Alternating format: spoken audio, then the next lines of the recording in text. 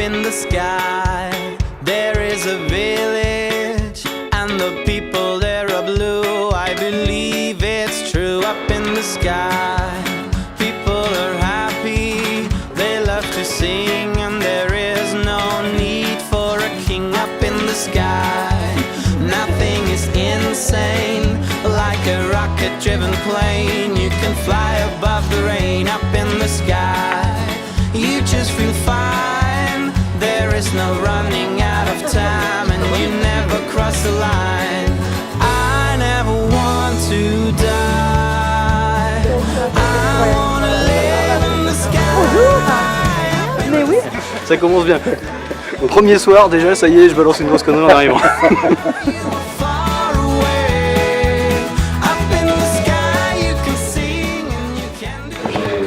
Plaisir ce soir d'ouvrir donc ce 8e festival à Nyon. L'importance d'un festival comme celui-ci qui nous permet, qui nous rappelle que de pouvoir franchir le seuil de la culture. Je tiens à remercier le service de la culture de la ville de Nyon, le musée romain et en particulier sa conservatrice Véronique Labaudot de faire confiance pour l'organisation depuis 15 ans maintenant de ce festival. Nous ouvrons les horizons et partons à la découverte de recherches archéologiques qui se déroulent aux 4 coins du monde. Nous quittons le monde muséal et ses expositions pour entrer dans un autre univers, celui du cinéma et plus précisément celui du cinéma documentaire. Qui dit festival dit compétition, dit donc jury. Alors je vais vous présenter rapidement le jury. Je vais demander de monter sur scène.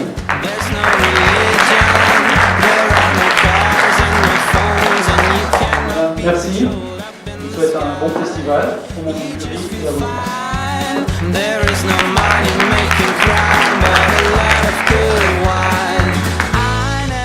Pourtant, nous restons totalement dans le monde de l'archéologie, de ses découvertes captivantes, de ses professionnels passionnés, mais aussi de ses problèmes et de ses difficultés.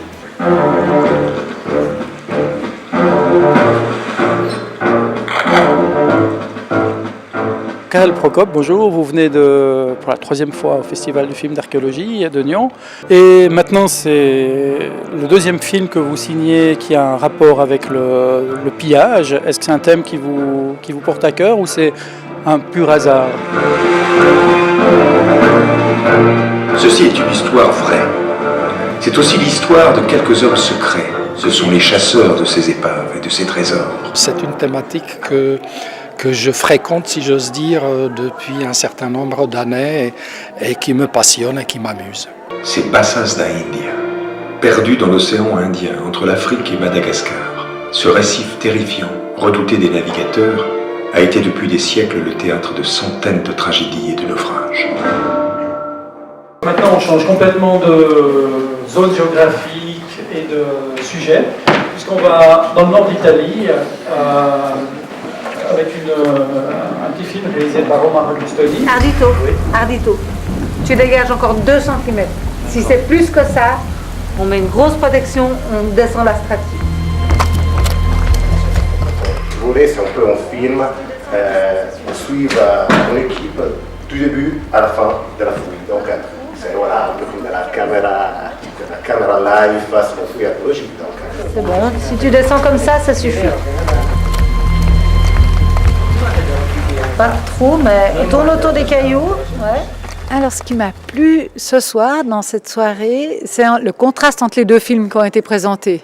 Outre le fait qu'il y en a un où j'étais directement concernée, mais ce qui m'a bien plu, c'est ce film qui nous fait traverser dans des paysages extraordinaires, avec des moyens, des déplacements, des hélicoptères, des bateaux, des voitures.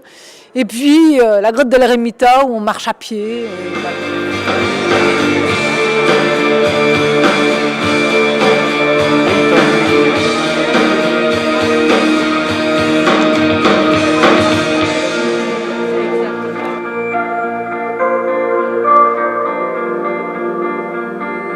Est-ce que vous participez au choix de l'affiche?